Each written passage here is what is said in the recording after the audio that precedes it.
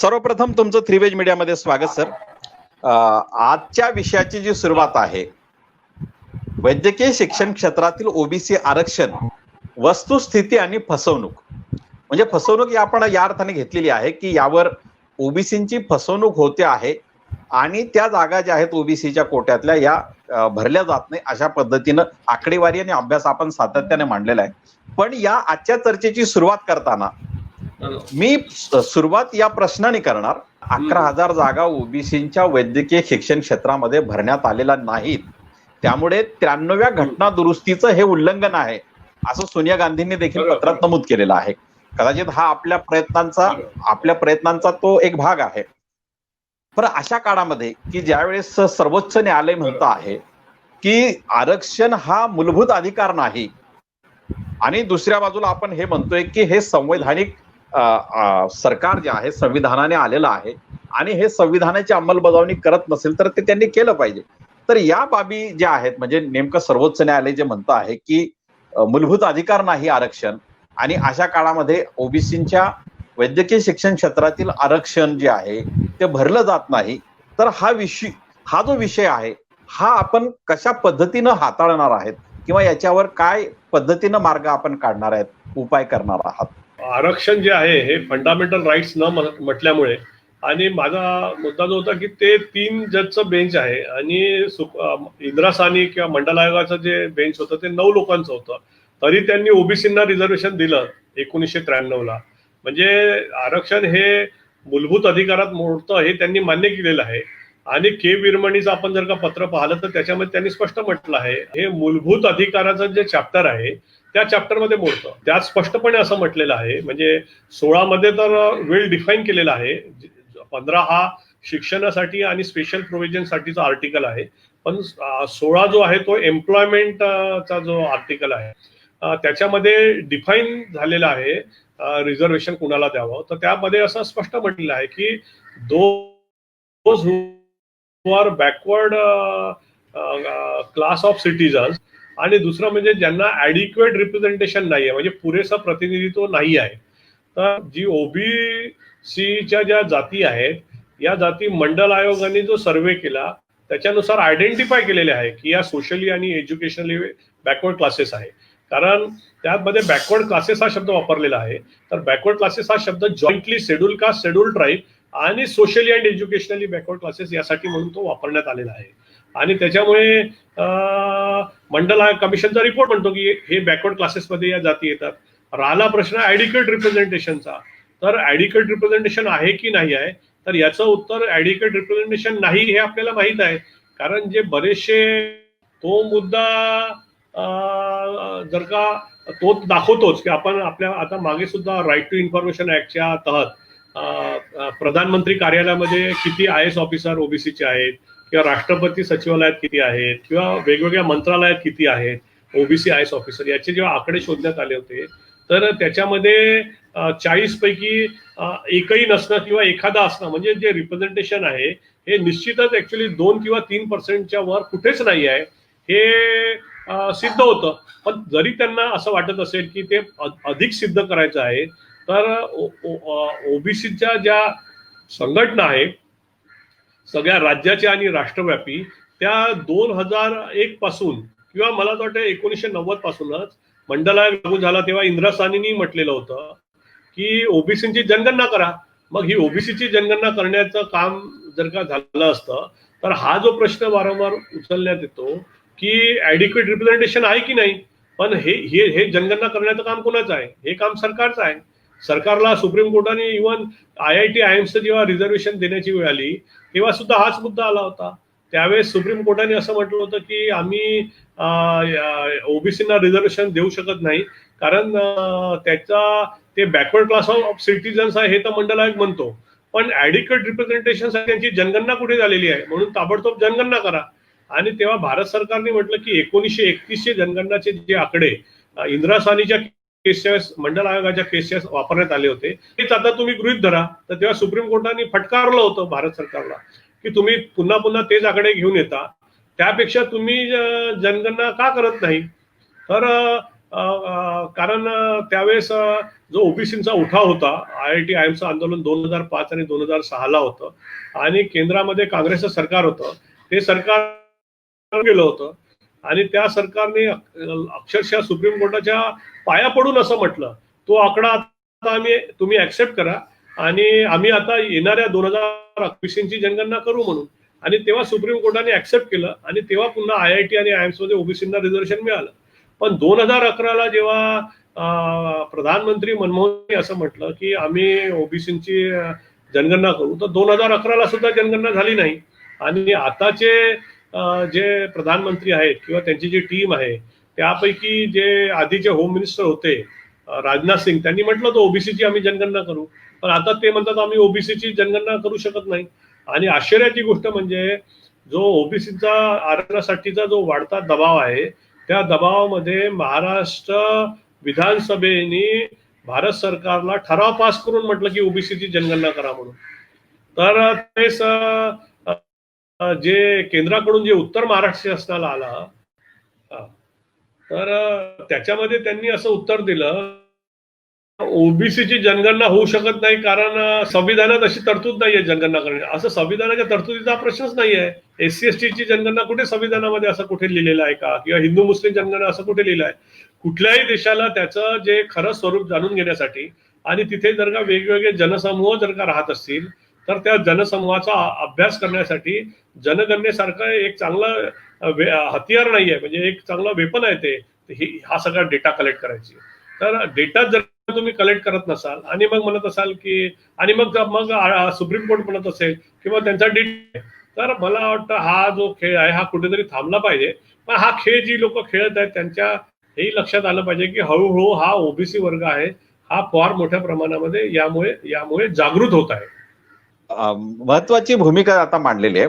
प्रश्न असा आहे की आता तुम्ही मगाशी एक उदाहरण दिलं की महाराष्ट्र विधानसभेचे जे अध्यक्ष आहेत नाना पटोले यांच्या सोबत JP नड्डांशी संपर्क केलेला होता आणि त्यांना या संदर्भात माहित नव्हतं, परंतु ते तर आज एका राष्ट्रीय पक्षाचे अध्यक्ष झालेत. कदाचित ही या सगळ्या थीम ज्या येत आहेत, म्हणजे सर्वोच्च न्यायालयाचं इंटरप्रिटेशन जरी ते घटनापीठ नाही तरीही त्या 3 न्यायाधीशांचं इंटरप्रिट आल्यामुळे साधारणतः त्या इश्यूवर संघर्ष करण्यासाठी मोठ्या प्रमाणात ताकद जाते, वेळ जातो आणि अनेक संस्था म्हणजे ती शासकीय असली प्रायव्हेट असल्या तरी त्या न्यायालयाच्या निर्णयाचा उपयोग करण्याचा अधिक धोका असतो आणि शक्यता असते.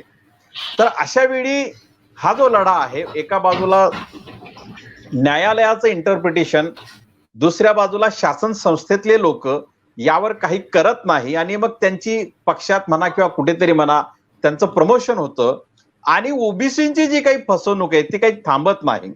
परंतु आज जर आकडेवारीच्या भाषेत जर बोलायचं असेल तर गेल्या 3 वर्षामध्ये ओबीसीच्या 11,000 जागा भरल्या गेलेल्या नाहीत असं आपलं म्हणणं आहे. मात्र जेव्हापासून हे वैद्यकीय क्षेत्रामध्ये, वैद्यकीय शिक्षण क्षेत्रामध्ये ओबीसीचं आरक्षण सुरू झालं तर आतापर्यंत त्या शिक्षणाचा लाभ घेणाऱ्या ओबीसीची संख्या नेमकी किती आहे या संदर्भात काही आपल्याला प्रकाश पाडता येईल का या संदर्भामध्ये? म्हणजे आता न्यायालयाचं इंटरप्रिटेशन जो त्यांनी मूलभूत अधिकार नाही हे म्हटलंय, दुसऱ्या बाजूला शासन संस्थेमध्ये म्हणजे मंत्री असणारेच लोक सांगतात की आम्हाला या संदर्भात काही माहिती नाही आणि त्यांचं पक्षांतर्गत प्रमोशन होतं. या सगळ्या बाबी जर बघितल्या तर इथं ओबीसी कुठेतरी फसवला जातोय, त्याला डावललं जातंय. परंतु ओबीसीची शक्ती घटनापीठाकडे नेण्यात ती आणखी खर्च होणार. अनेक संस्था त्याच्या वेगवेगळा अर्थ काढून त्याचा उपयोग करणार आणि ओबीसींना डावलण्याचा प्रयत्न करणार. ह्या सगळ्या गोष्टी होऊ शकतात. तर अशा यावेळी या संदर्भामध्ये तुम्ही नेमका कसा मार्ग अनुसरणार की न्यायालयानंच लढा हा दिला जाणार की राजकीय दबाव तंत्र याच्यात अंमलात आणलं जाणार की तुम्ही म्हणतात मीडियाच्या संदर्भात याच्यात काही आणलं जाणार की केवळ राजकीय माध्यमातून हा विषय सोडवला जाणार? या विषय सोडवण्याचा मार्ग नेमका कोणता आहे? जेव्हा हा विषय आम्ही सर्व राज्यामध्ये सोशल मीडियाच्या माध्यमातून समोर आणला आणि त्याच्यातून जो राजकीय दबाव निर्माण झाला, पहिले राज्य स्तरावरचे नेते बोलायला लागले आणि नंतर केंद्रीय स्तरावरचे नेते बोलायला लागले आणि विरोधी पक्ष नेत्यापर्यंत म्हणजे सोनिया गांधी किंवा राहुल गांधी यांनी सुद्धा हा इश्यू घेतला आणि आता जो पक्ष रुलिंग पार्टी आहे त्या रुलिंग पार्टीमध्ये निश्चितच याच्याबद्दल चर्चा सुरू झाली असणार की जर का डावलल्या गेलं तर त्यांना आता येणारी बिहारची निवडणूक आहे आणि या बिहारच्या निवडणुकीमध्ये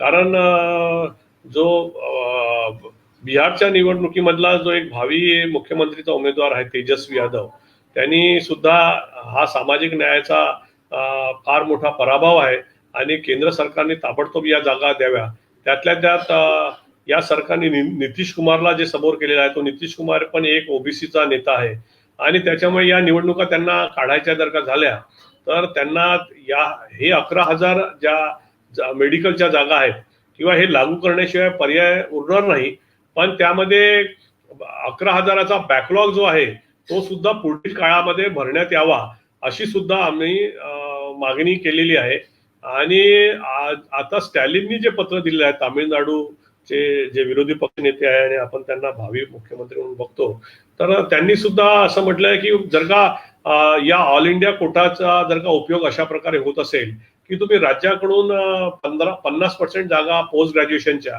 आणि 15% जागा ग्रॅज्युएशनच्या काढून घेता आणि तामिळनाडू सारख्या राज्यामध्ये जिथे 50% ओबीसीना रिझर्वेशन आहे तर तुम्ही पीजीच्या 50% जागा त्यांच्याकडून काढून घेतल्या तर त्या जागेवर तुम्ही रिझर्वेशनच दिलं नाही तर तेवढ्या विद्यार्थ्यांना ओबीसी विद्यार्थ्यांना नुकसान झालं म्हणून त्यांनी म्हटलं की ऑल इंडिया कोटाचं सिस्टीम हे बंदच करा आहे आणि दुसरं म्हणजे काय की त्यातच अशी एक डेव्हलपमेंट जी होऊन राहिलेली आहे की याचं कुठेतरी उत्तर म्हणून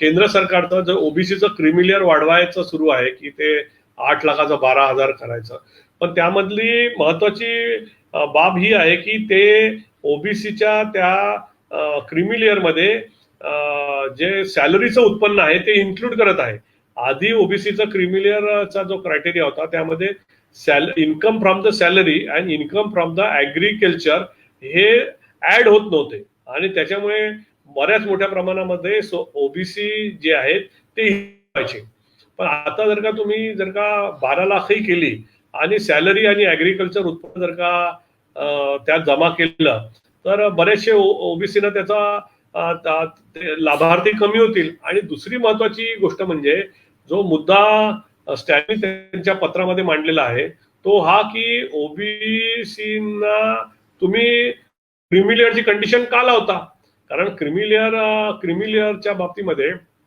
संविधानात कुठलीच तरतूद नाही आहे एकीकडे म्हणतात की जनगणना आम्ही करू शकत नाही कारण संविधानात तसं नाही तर क्रिमिलियरचा कुठे संविधानात लिहिलेला आहे म्हणजे एकूणच हा जो हिशोब सुरू आहे तो चित भी मेरी पड भी मेरी अशा प्रकारचा चालू आहे आणि त्यांना असं वाटतं की लोक मूर्ख आहेत आणि त्यांना आपण त्यांच्या भावनांशी खेळून राज्य करू शकतो पण ते आता काही जास्त दिवस चालणार नाही आहे कारण लोक आपण महाराष्ट्रामधलं जे मॉडेल बघितलं तर त्या महाराष्ट्राच्या मॉडेलमध्ये तर 2 जे पक्ष आणि दुसरे 2 पक्ष एक दुसऱ्याच्या विरुद्ध लढले पण यांचं हे मॉडेल अतिशय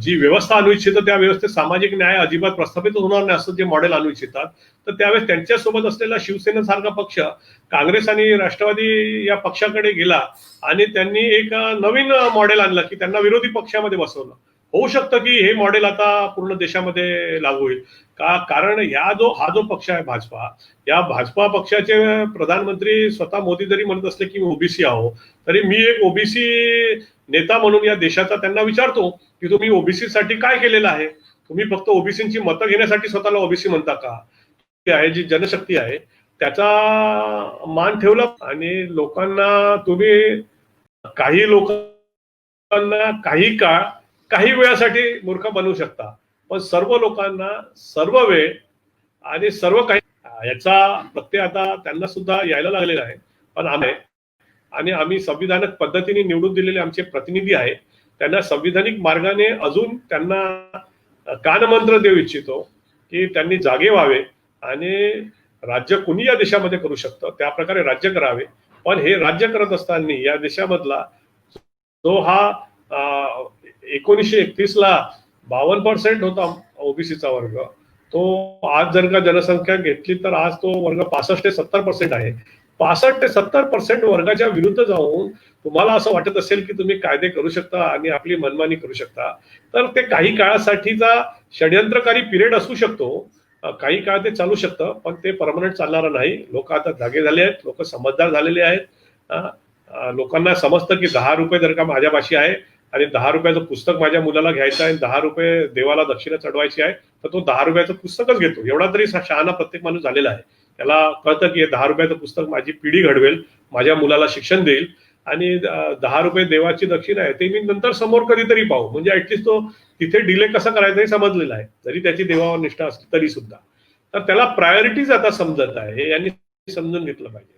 तर तो जो काळ होता की ज्यावेळेस हे जे ओबीसी वर्ग जो आहे, हा येतोय आवाज, हा जो ओबीसीचा वर्ग होता, महात्मा फुलेंनी त्याचा संशोधन केलं आहे आणि त्याला जो शूद्र वर्ग होता आणि म्हणून त्याचं शिक्षणच नाकारण्यात आलं होतं, म्हणून त्याला अनुषंगून महात्मा फुलेंनी म्हटलंही होतं की विद्येविना मती गेली, मतीविना नीती गेली, नीतीविना गती गेली, गतीविना वित्त गेले, वित्ताविना शूद्र खचले, एवढे अनर्थ अविद्येने केले.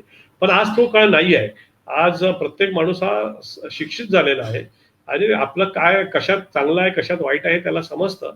त्याला तुम्ही काही काळ भावनेच्या आहारी घेऊन जाऊ शकता, धर्माच्या, जातीच्या, पण त्याच्या पलीकडे माणसाची विवेक शक्ती आता जागृत होत आहे. हे मी स्वतः बघतोय, कारण मी फील्डवरचा कार्यकर्ता आहोत. मी जमिनीवर फिरत असतो. सर, फारच महत्वाचं तुम्ही आता निष्कर्ष आपला मांडलेला आहे. सर, ही सगळी चर्चा करत असताना तुम्ही आता जो काही एक मार्ग अनुसरू इच्छितात, की जो ताकदवर असा मार्ग म्हणून तुम्हाला दिसतोय, तो राजकीय सत्तेचा किंवा राजकीय सत्तांतराच्या दबावात किंवा ओबीसीची जी काही राजकीय दबाव शक्ती आहे याचा निश्चितपणे हे प्रश्न सोडवण्यासाठी वापर करता येऊ शकतो, अशा पद्धतीने आपण मांडणी केलेली आहे. मगाशी काही दिवसांपूर्वी महाराष्ट्रातलेच एक ओबीसी विचारवंत हरी नरके यांनी एक पोस्ट लिहिली होती, लेख लिहिला होता, आणि त्याच्यामध्ये त्यांनी एक गोष्ट म्हटलेली होती की बऱ्याच वेळा हे सगळं सामाजिक काम करत असताना लोकांना जेव्हा गरज पडते तेव्हा फक्त लोक येतात आमच्याकडे आणि विचारतात की माझा हा प्रश्न आहे, हा सोडवा, हा प्रवेशाचा प्रश्न आहे. 2 दिवसापूर्वी मी दिलीप मंडल यांची एक अशीच ऑनलाईन मुलाखत घेतली होती. त्यांनी म्हटलं होतं की ओबीसी का अजेंडा फिलहाल हारा हुआ अजेंडा आहे, असं त्यांनी वक्तव्य केलं होतं. तर या अनुषंगाने आपण हा जो वैद्यकीय शिक्षण क्षेत्राचा जो प्रश्न हातात घेतलेला आहे, या प्रश्नामध्ये म्हणजे ज्यांनी आजपर्यंत वैद्यकीय शिक्षण क्षेत्राचा लाभ घेतला ओबीसी म्हणून, त्या लोकांची संख्या आज किती आहे आणि ते या लढ्यात तुमच्या बरोबर किती लोक जुळलेले आहेत, या संदर्भात काही सांगता येईल का सर? जे शिक्षण घेतलेले किंवा नोकरी करणारे जे ओबीसी लाभार्थी आहेत, त्यांना लाभार्थी म्हणेल, तर त्या लाभार्थींच्या बळावरच आज ओबीसीची चळवळ जिवंत आहे, हे लक्षात ठेवा. कारण की मी जसं आपल्याला ऑल इंडिया ओबीसी फेडरेशनचं उदाहरण दिलं, तरी ऑल इंडिया ओबीसी फेडरेशननी ओबीसी पार्लिमेंटरी कमिटी बनवण्याचा दबाव केंद्रावर आणला होता, म्हणून ओबीसी पार्लिमेंटरी कमिटी बनली. National commission of backward classes ही जे होतं हे न्यायिक कमिशन होतं, पण आता ते संविधानिक कमिशन झालं आहे की भारताच्या संविधानात अमेंडमेंट येऊन त्याला संविधानिक कमिशन बनवण्यात आलेलं आहे. दुसरं म्हणजे, आणि संविधानिक कमिशन बनवल्यामुळे ह्या कमिशनला जे पॉवर एससी कमिशनला आहे, एसटी कमिशनला आहे, तेच पॉवर आता ओबीसी कमिशनला आहे. आणि ते त्यांनी जे नोटीस सर्व केला आता या सेक्रेटरी हेल्थ मिनिस्ट्रीला की तुम्ही ओबीसीच्या या 11,000 जागा का दिल्या नाहीत म्हणून, तर तो एक अधिकार त्यांना आर्टिकल 38B च्या तहत मिळाला आहे, जे की संविधानिक कलम आहे. आणि त्याच्याचमुळे आता आपण बघतोय की ही ओबीसीची ताकद ही त्यांना नोकऱ्यातून मिळालेला जो लाभार्थी वर्ग आहे त्याच्यातूनच चळवळ निर्माण होऊन राहिली आहे. म्हणून ते आता फार मोठ्या प्रमाणामध्ये खाजगीकरणाचं सत्र आरंभलं आहे. मग ते काय करतात की जे पब्लिक सेक्टर युनिट्स आहेत ते घाट्यात दाखवायचे किंवा त्याच्यातला जो प्रायव्हेटचा भाग आहे तो विकायचा, म्हणजे घाट्यातलाच भाग. जसं रेल्वेचं उदाहरण आता आपण बघितलं की रेल्वेमध्ये त्यांनी म्हटलं की 150 ट्रॅक आम्ही प्रायव्हेटला चालवायला देणार. आता तुम्ही जर का 150 प्रायव्हेटला जर का ट्रॅक चालवायला दिले आणि तेच जर का प्रॉफिटचे आहेत, तर पूर्ण रेल्वे घाट्यात जाणार.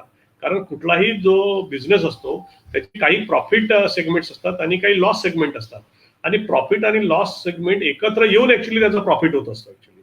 तर तुम्ही जर का खाजगीकरणाच्या प्रक्रियेमध्ये प्रॉफिट सेगमेंटच फक्त खाजगी लोकांच्या हातात देणार असाल, तर उद्या लॉस सेगमेंट सरकारपाशी राहील आणि ते म्हणतील देखो ये कैसे लोग निकम्मे है, ये लोग लॉस में लेके जा रहे.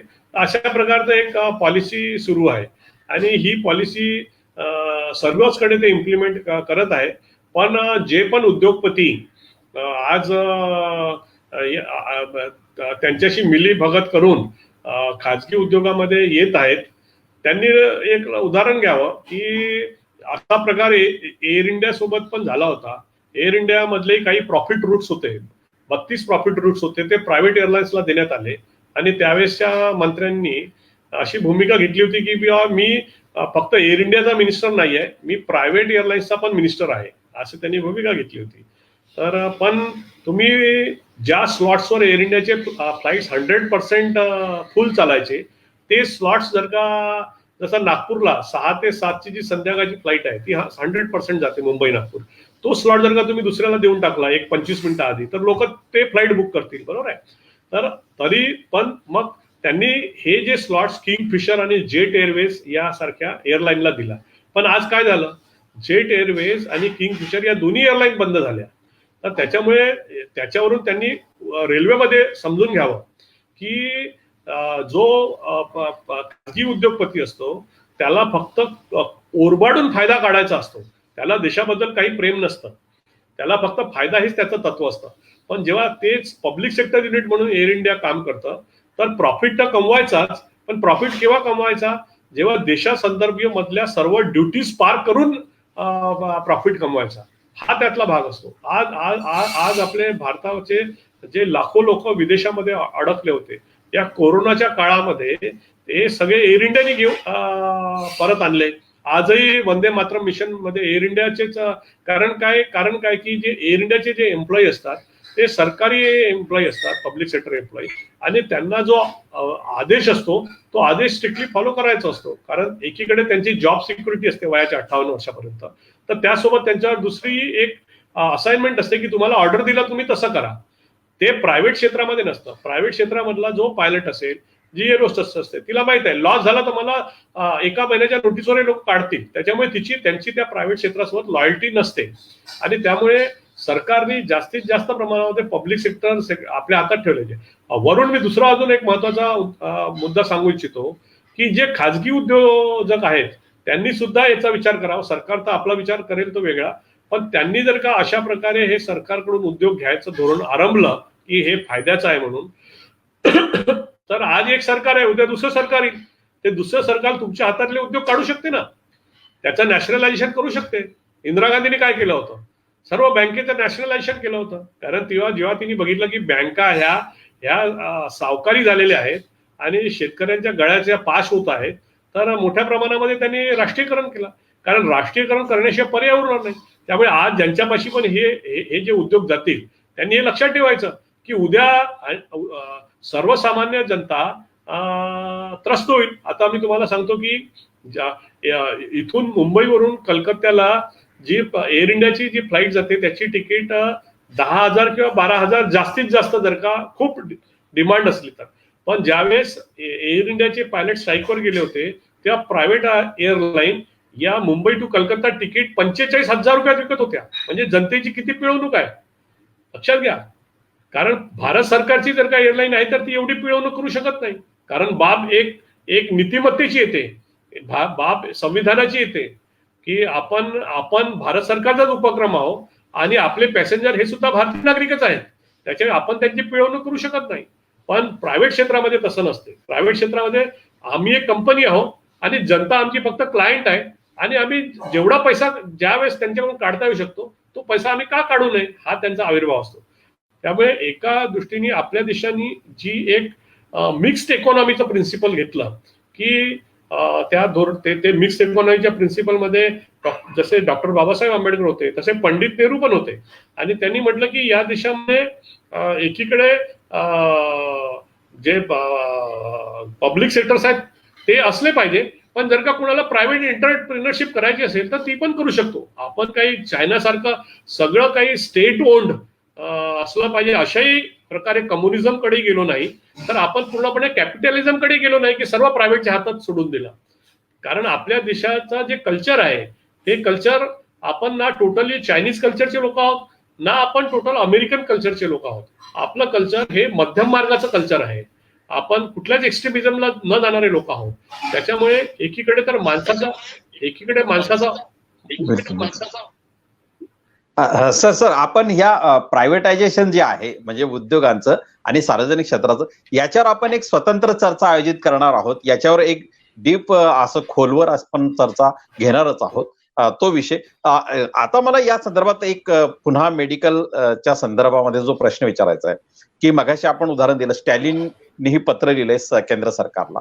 तमिळनाडूच्या काही जागा केंद्राने म्हणजे केंद्र सरकारने हातात घेतल्या आणि त्या भरल्या नाही, त्या ओपनकडे गेल्या. दुसरं म्हणजे राज्याचे अधिकार म्हणजे केंद्रीय प्रवेश पद्धती अवलंबून त्यांनी राज्याचे अधिकार काढून राज्याच्या हातातल्या जागा हिसकावल्या आणि त्या भरल्या नाहीत किंवा ओबीसींना दिल्या नाही. दुसऱ्या बाजूला आज ओबीसींना जे लुभावलं जात आहे की क्रिमिलेअर जो आहे तो 8 लाखावरून 12 लाखावर नेतो आहोत. म्हणजे एका बाजूला हे असं गाजर दिसत आहे, पण आपल्या म्हणण्यानुसार की ओबीसी जे अधिकारी आहेत किंवा ओबीसीचे जे व्यावसायिक आहेत, शेतकरी आहेत, त्यांचं उत्पन्न 12 लाखापेक्षा निश्चितपणे जास्त आहे. तर त्यामुळे मोठ्या प्रमाणात आणि जो नोकरदार वर्ग आहे यांच्या पाल्यांना या आरक्षणाचा लाभ मिळणार नाही अशा प्रकारची ही केळी. परंतु सर्वसामान्य ओबीसीला वाटतं की आमचं क्रिमिलेअर वाढवलं, 12 लाख केलं. परंतु त्याच्यातली मेक आहे की कोणीही नोकरदार वर्गाचा कुटुंबातला सदस्य त्याचा लाभार्थी होऊ शकत नाही, ज्यांची ती पात्रता असते. अशा वेळी हा विषय सोडवण्यासाठी किंवा याच्यातल्या अडचणी दूर करण्यासाठी आपण काय प्रयत्न करणार आहात? नाही, आता हा जो मेडिकलच्या आरक्षणाचा ओबीसीच्या ज्या सीटात त्यांच्या हातून अनकॉन्स्टिट्युशनल वे, असंविधानिक मार्गाने हिसकावून घेण्यात आलेले आहे. कारण काय की त्यासाठी आता जे ऑल इंडिया कोटा भरणारी जी ऑर्गनायझेशन आहे किंवा नीटी आहे ते काही सुप्रीम कोर्टाचे दाखले देत आहेत की बा SC ST साठी असा सुप्रीम कोर्टाचा निर्णय आला होता आणि ओबीसी साठी अशा निर्णयाची आम्ही वाट बघतोय वगैरे. पण एक गोष्ट सर्वसाधारणपणे आपण लक्षात ठेवली पाहिजे ओबीसीच्या बाबतीमध्ये, आणि जी केंद्रीय स्तरावर किंवा जी ब्युरोक्रेसीमध्ये जी मनुवादी व्यवस्था काम करत राहते ती व्यवस्था काय करते की जो निर्णय ओबीसीच्या हिताचा असेल, जसा मंडल आयोग लागण्याचा, तर त्यासाठी सुप्रीम कोर्टात जातील, त्याच्यामध्ये क्रिमिलेअर लावतील, त्याच्यात कसा डिले होईल बघतील. पण जो ओबीसीच्या विरोधामध्ये असेल निर्णय तर त्याला ते ताबडतोब वापरतात. हा भाग ओबीसीसाठी फार महत्वाचा आहे समजून घेणं. आणि आता हा जो भाग आहे हा भाग आता खूप चर्चेत येऊन राहिला आहे. म्हणून येणाऱ्या बिहारच्या इलेक्शनला बघून त्यांनी ती मर्यादा 8 लाखापासून 12 लाखापर्यंत करून ती त्याची तोड आहे. तर जे मंडल साहेब बोलले किंवा हरिनरके साहेब बोलले त्या दोघांच्या बोलण्याला मी म्हणजे यासाठी कमी महत्व देतो की सरकार जेव्हा 8 लाखाचं 12 लाख करत आहे तर सरकारला ओबीसी जागृत किती आहे माहित आहे. यांना माहित नसेल बहुधा, म्हणजे ते जरूर त्यांचं म्हणणं आहे की ओबीसी लाभार्थी म्हणून आला तरच येतो. पण जर का तशी स्थिती असती तर सरकार एवढ्या मोठ्या निर्णयावर गेली नसती की आज आम्ही तुमचं क्रिमिलेअर वाढवतो आहे. कारण ओबीसीची जी ताकद आहे आणि जे केंद्रातलं जे सरकार आहे ते सरकार बिहारमध्ये पूर्णपणे स्वबळावर निवडणूक लढलं असतं. त्यांनी नितीश कुमार सारखा ओबीसी नेता हाताशी धरला नसता आणि त्याच्या नेतृत्वात ते निवडणूक लढली नसती. त्यामुळे मला असं वाटतं की हरिनरकेनी किंवा मंडल साहेबांनी जे म्हटलं ते काही अर्थी बरोबर पण आहे, पण त्याला काही मर्यादा आहेत त्यांच्या बोलण्याला. कारण सरकारच्या तुम्ही सरकार या कृतीला जेव्हा तुम्ही बघता की ते का मग 12 लाख वाढवत आहेत, तर ते यासाठी वाढवत आहेत का ते ओबीसी नेता नितीश कुमारला हाताशी धरून निवडणुका लढत आहेत, का नाही ते स्वतःच्या बरोबर आपला कॅन्डिडेट उभा करून निवडणूक लढत आहेत, समजलं ना. पण ते दर 3 वर्षांनी ओबीसीच्या ज्या आरक्षणाची जी क्रिमिलेअर आहे तिच्यात वाढ केली जाते ना सर. उत्पन्न मर्यादा दर 3 वर्षांनी वाढवलीच जाते ना. हे तर बाय डिफॉल्ट आहे ते. नाही असं काही नाही आहे. हे जे तुम्ही म्हणता ना तर असं काही नाही आहे. म्हणजे तसं पाहिलं तर 1993 ला जो इंदिरा साहनीचा जो निकाल आला होता तर आपण जर का 93, 96, 99, 2001 असं जर का गेलं तर ही वाढ कमीत कमी आतापर्यंत 9-10 वेळा व्हायला पाहिजे होती, पण ती तेवढ्या नाही आहे, लक्षात घ्या. आणि या वाढी ज्या होतात त्या नेमक्या कुठल्या तरी निवडणुकींना डोळ्याच्या समोर ठेवूनच करण्यात येतात. आणि मग आमचं तर असं सरळ सरळ म्हणणं आहे की तुम्ही ही जी वाढ आहे ही वाढ कशासाठी करतात, तर ज्या काही प्रमाणात महागाई वाढते त्या प्रमाणामध्ये. मग मग तुम्ही असं काही कमिशनला सांगून की आता किती वाढ, जो जो जो महागाईचा भत्ता आहे किंवा महागाईचा जो इंडेक्स आहे त्या इंडेक्सच्या सोबत तुम्ही जोडून टाका आणि प्रत्येक वर्षी तुम्ही वाढवा किंवा प्रत्येक 3 वर्षांनी त्याच्यानुसार घ्या. तर तशा हिशोबाने जर का आज ही मर्यादा घ्यायला गेलं तर आज ओबीसीच्या क्रिमिलियरची मर्यादा जवळजवळ 30 लाख रुपये येईल. बोललं का, जेव्हा 1993 ती जी होती 1 लाख रुपयाची मर्यादा होती, तर आज जर का तुम्ही सोन्याचा भाव तेव्हाचा आणि आताचा जरा जरी बघितला, बरोबर आहे, आज सोनं 50,000 रुपये तोळ टच करते, तेव्हा सोन्याचा भाव हजारामध्ये. धन्यवाद सर. आपण एक या सगळ्या दीर्घ मुलाखतीमध्ये आपण सर्व प्रश्नांची चर्चा करत असताना अगदी मुद्देसूद त्याची आकडेवारी, त्याच्या मागची पार्श्वभूमी, त्याच्या मागची सामाजिक राजकीय एक पार्श्वभूमी आणि सगळ्या बाबींवर एक सडेतोड भूमिका, म्हणजे अनुषंगिक म्हणून आपण एक खाजगीकरणाचं, देशातल्या खाजगीकरणाच्या याच्यावरही एक सडकून आपली भूमिका मांडलेली, या सगळ्या भूमिका आपल्या निश्चितच तळमळीतून आलेल्या आहेत, सामाजिक चिंतनातून आलेल्या आहेत. ज्या महापुरुषांना आपण प्रेरणास्रोत मानतात त्या महापुरुषांच्या शिकवणीतून आलेल्या आहेत आणि आपला हा लढा येणाऱ्या काळात निश्चितपणे यशस्वी होईल या शुभेच्छेसह आजचे आपण मुलाखत इथेच थांबूया. पुन्हा प्रायव्हेटायझेशन किंवा अन्य संदर्भामध्ये ज्या चर्चा घेऊ त्यावेळेस पुन्हा आपण निमंत्रित असाल. आजच्या घडीला आपण इथं थांबूया. धन्यवाद. आपण जी 3 वेळेला वेळ दिली त्याबद्दल धन्यवाद सर.